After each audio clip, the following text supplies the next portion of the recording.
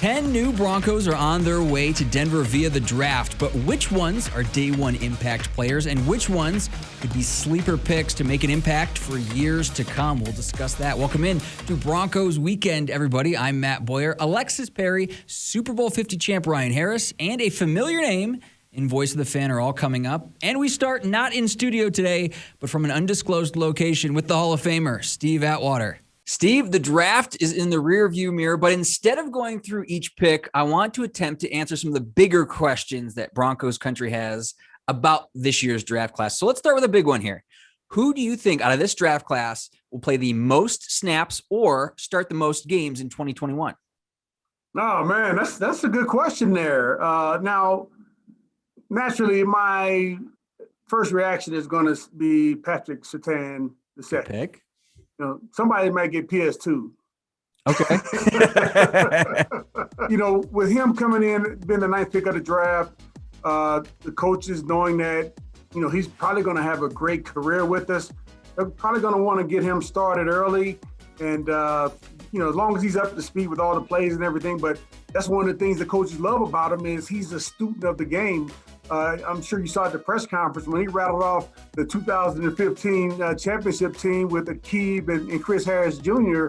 That impressed me right there. I mean, of all the teams, he's been keeping up with a lot of the great players. So in my mind, I think it's definitely going to be Patrick Surtain, the second, who will play the most snaps, start the most games, even though there's tough competition at that position. Steve, I like PS2 a lot. Pat Surtain is going to start a lot of games for the Broncos in his Broncos career. I'm going to go a little bit differently, though. I'm going to go with Javonte Williams just to change things up a little bit. Okay. I think the running back, Steve, running back position in the NFL right now, you got to have two good ones, and the Broncos already have a great one in Melvin Gordon. But guys do get dinged up from time to time. Even though Melvin's been able to be healthy, I think Javonte Williams, with his ability to break outside, run between the tackles, this guy is a powerful runner, Steve. We talked about it a couple of weeks ago. The guy, when he runs between the tackles and you see him in the hole, you're in for some trouble, right? Oh, yeah, and the thing is, he's not a super tall guy. I've heard reports that he's 5'10". I heard someone else say he's 5'9". So, you may underestimate his power when you see him coming through the hole, but once you try to lay those shoulder pads on him and he trucks you, you'll be like, whoa, what just happened there? Height's just a number, Steve, when that dude's bringing the wood, right? That's right. All right, Steve, let's switch to the defense now.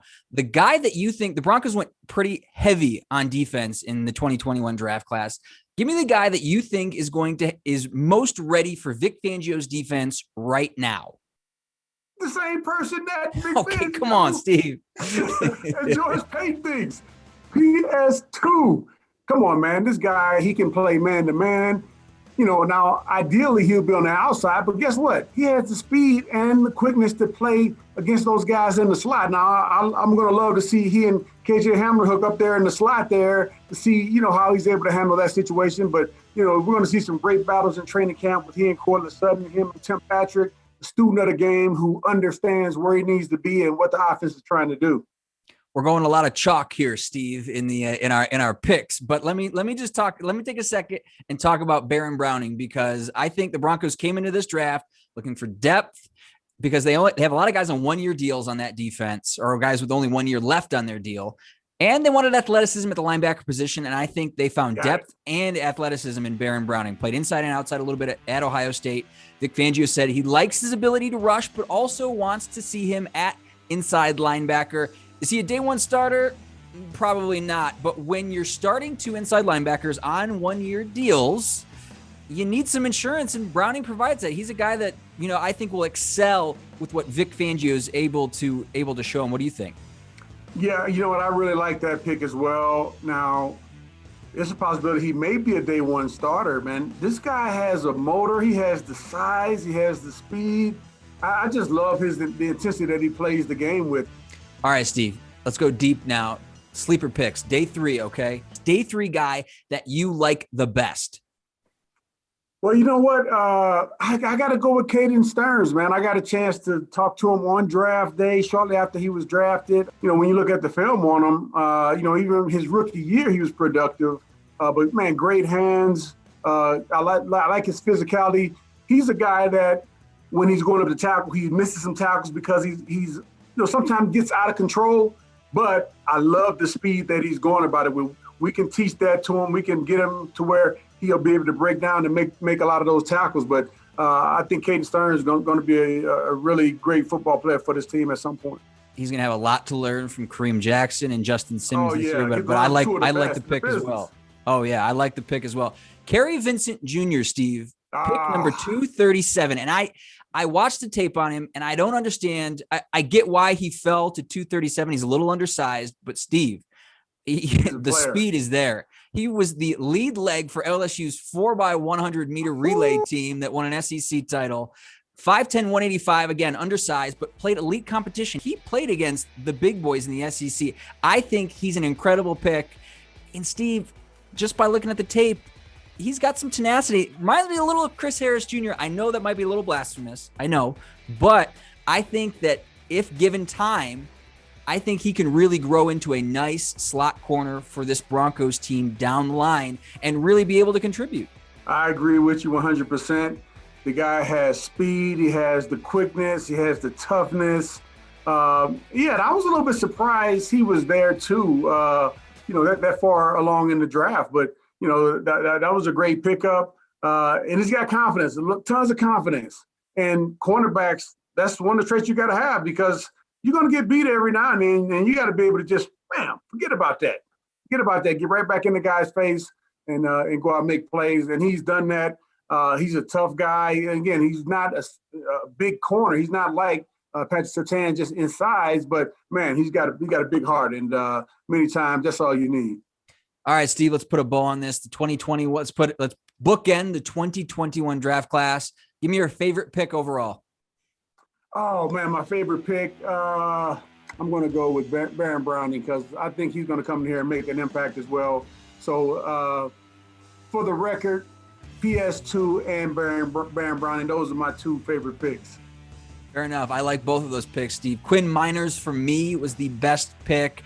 I love the belly stuff. It was great. It played well in Broncos country. The tape of him working out in the Canadian wilderness during COVID. Yeah, great stuff. But I also thought that the way he played at the Senior Bowl against D1 competition, coming from a D3 school in Wisconsin Whitewater, I think showed that he can play at an elite level if given some time. And I think he's going to get some time with the way the Broncos offensive line is situated right now. And when you pair him with a guy like Mike Munchak, who has demonstrated with this Broncos staff to be able to develop raw offensive linemen. Remember, Garrett Bowles came in a little bit athletic, a little bit raw, but when you get him with the right coach, you see what happens. And I think that can happen similarly with a guy like Quinn Miners, going with Mike Munchak. Steve, we've got to take a break, but when we come back on Broncos Weekend, you are chatting with Ryan Harris. Ryan Harris is joining the A-team to find the diamonds in the rough in this year's rookie class. Plus, Alexis Perry is back with Voice of the Fan. This is a Broncos fan that is very familiar to generations of Broncos players, and we'll tell you why coming up. How do the Broncos rookies fit into the 2021 game plan for Denver? That's a question that Broncos fans are going to be asking themselves probably all the way up until training camp. But it's also a question that Steve Atwater is attempting to answer this week with Super Bowl 50 champ Ryan Harris. Let's talk about this draft, George Payton's first year as a Broncos GM. What do you think about it? What did you like? What did you dislike about it, if anything? I'd love to get your take on that. I love the draft by the Broncos and George Payton. I think it's really tough when you're in the seat of power to not be swayed by emotions and events that unfold during the day. And he very much stuck to the board. You can tell with the draft picks. Patrick Surtain's an excellent player. I got to cover him at the Notre Dame game in the playoffs this last year. There's nothing he cannot do. And you and I know with a father who was in the NFL, he's going to know a lot of the culture, a lot of the do's and don'ts, but also how to carry himself and how to hopefully become a pro quicker than most other players. I also love the Baron Browning signing. I thought I covered that game for Westwood One this last year, Ohio State and Indiana, where I also saw Jamar Johnson. Those two players are great. I really do think Baron Browning is the best linebacker that Ohio State had. He can kind of play that weak side linebacker, Steve, so he can cover, he can hit.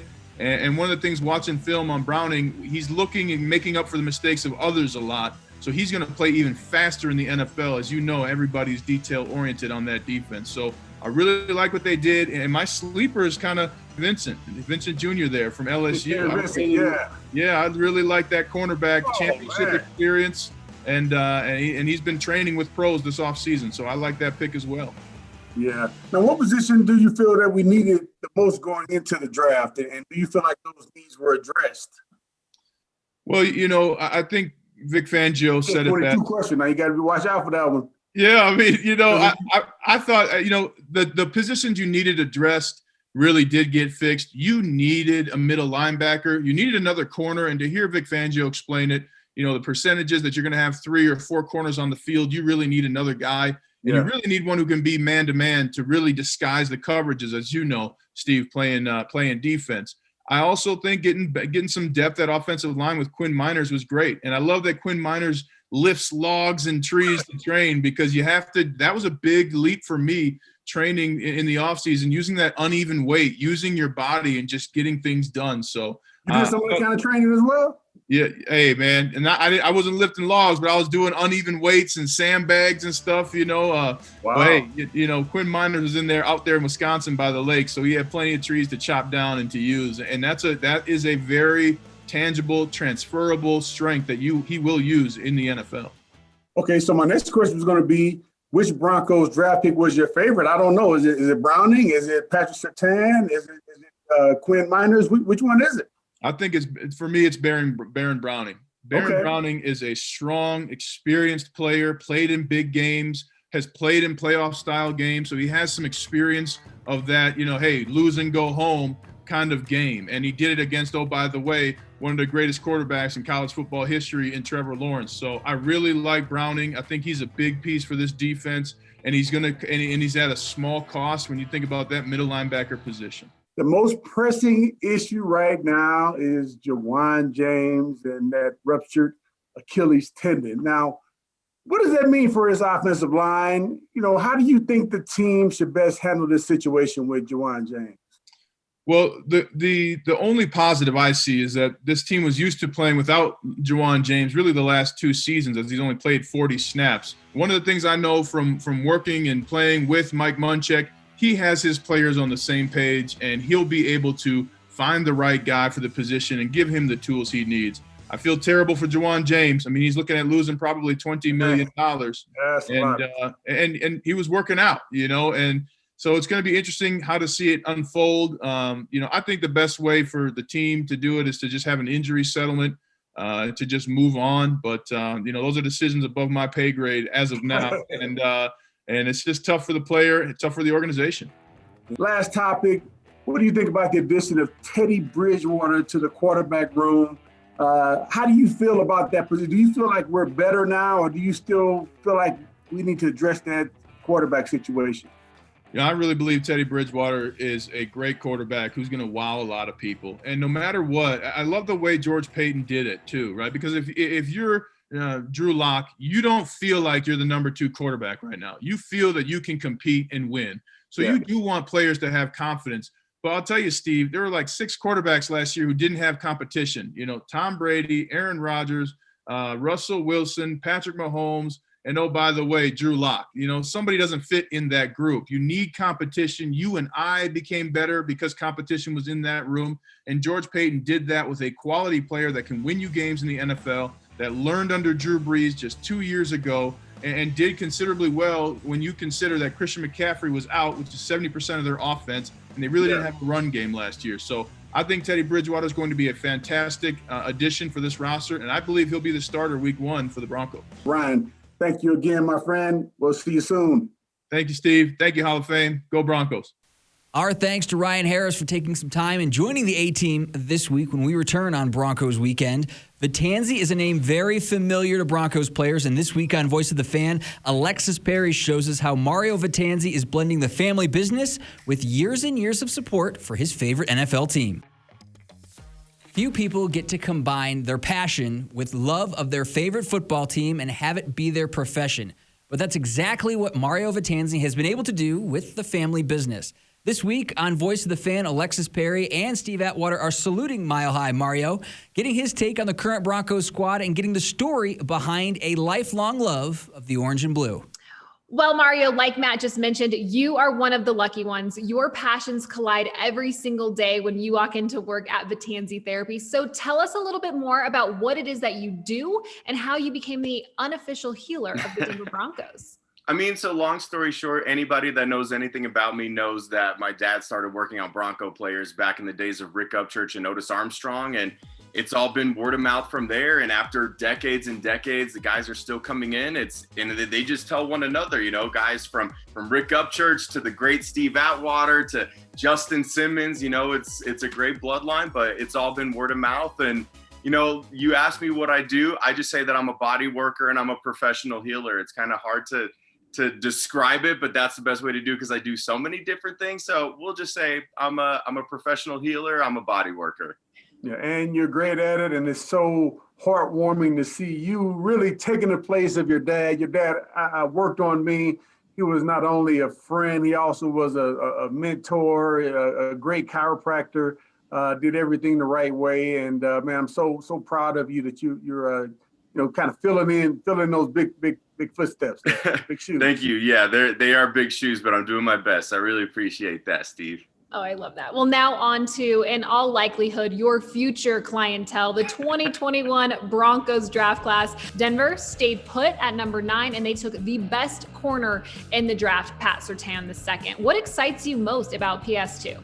I love the fact that he could be the next Champ Bailey. Like, I heard that's kind of like how they see him, and that's his ceiling. I'm like, man, if he gets anywhere near that, I'm psyched that they drafted him. Like, I was surprised at first because you see all these mock drafts, like everybody and their mother does mock drafts. And I was guilty of it too. I made like 237 mock drafts and very few of them did I have Pat Surtain going there because I figured they addressed corner. It wasn't up there. And so it was like a surprise at first, but then as I got to process it, I was like, this is a really, really great pick. If you get the best defensive player in the draft, the best cornerback in the draft at 9, it's kind of hard to complain about that. Now, Mario, of the 10 total picks that we have from Javonte Williams, the Quinn Miners, Baron Browning, Caden Stearns, Jonathan Cooper, is there one in particular that you're looking forward to watching develop over the next few seasons? I mean, like I said, I love all of them. And I know a lot of people want to say Quinn Miners because the dude works out in the forest and he's pushing over trees and stuff. Yeah. But how do you do that? I think it was staged. Like, I'm going to go try and push over a tree and see what happens.